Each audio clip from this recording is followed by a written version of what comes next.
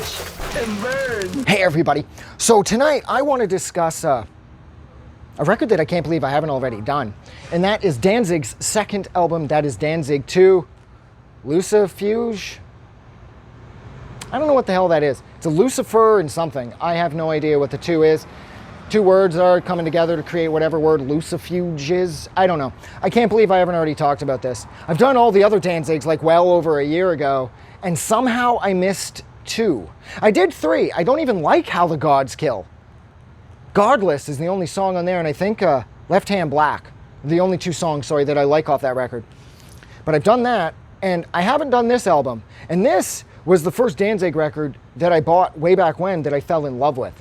I had already gotten his first one, and it had its moments, but I felt that Danzig or Danzig 1, it was just too slow, and it was too entrenched in the blues, whereas Danzig would hold on to the blues rock sound for at least the rest of his initial 4 releases that he did with Rubin. But I found with his first album, it's just too sparse sounding. Like, it's a cool record. I mean, Possession's on there. Hetfield and Hammett from Metallica are singing on there. They didn't get credited, so they didn't get paid because their label wouldn't let them do it, and that's why they're not in the liner notes. But Hetfield and Hammett are both singing on the chorus for Possession. And the record's rad, but it is just a little too thin sounding, I guess. Then came this. Snakes of Christ is on here. 777's on here. Long Way Back from Hell is on here. Devil's Plaything is on here. Her Black Wings is on here. Did I say Snakes of Christ? I'm not sure if I said Snakes of Christ. Snakes of Christ is on here. This is when Danzig was like achieving musical perfection. This is when Danzig was like Led Zeppelin. These are sort of his like Beatles years. Because I know everybody would start to divide as of 4, and then definitely upon the release of 5, that would be it. His fucking fan base would just split down the center and go off into 2 separate camps. Those of us that liked Black Acid Devil and those of us that didn't. Now, I love Black Acid Devil. I don't mind Satan's Child. 777 was fucking perfect, and Snakes was awesome, but his voice needed a break.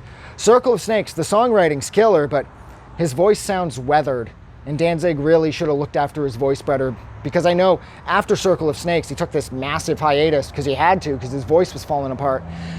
But back in the early 90s, his voice wasn't falling apart. This is when Danzig had the voice of an angel, and it is on full display here on this record. The only thing I don't love about this album is the cover art.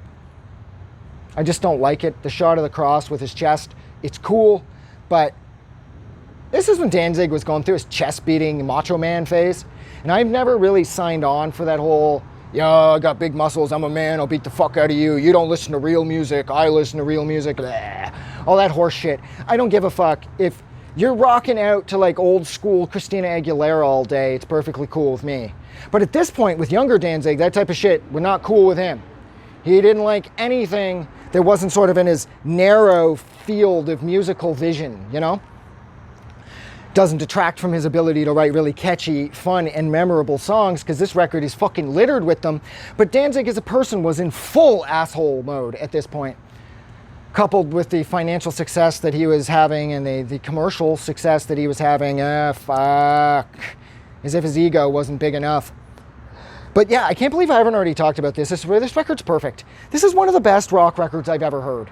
Rock/metal, I would say more like hard rock. I know Danzig wouldn't appreciate that because it's total metal, but I see this as being more hard rock than metal. Metal for me, like the metal years of Danzig, I'd say would be more like 7, 6 even.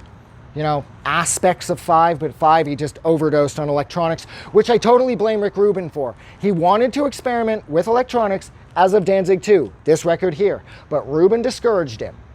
Rubin said no. And I think that's why he OD'd on electronics come 5, and even kind of with 6. But yeah, look, I went completely off the rails. I don't even know what the hell I was talking about at the end. I was talking about other Danzig records that have nothing to do with this Danzig record. So I'm stopping. So thank you so much for hanging out with me while I discuss Danzig's absolutely epic and completely vital second album, that's Danzig II, Lucifuge. Or fuck, I don't know how to pronounce it. I don't care. I can't believe I haven't already talked about this. But like always, if you like this review, don't forget to do something nice for somebody. But most importantly, please don't forget that the world is actually a better place because you're in it. Now go have fun, forget about your pain, and fuck everyone that's hurt you. Who cares? Have a good night.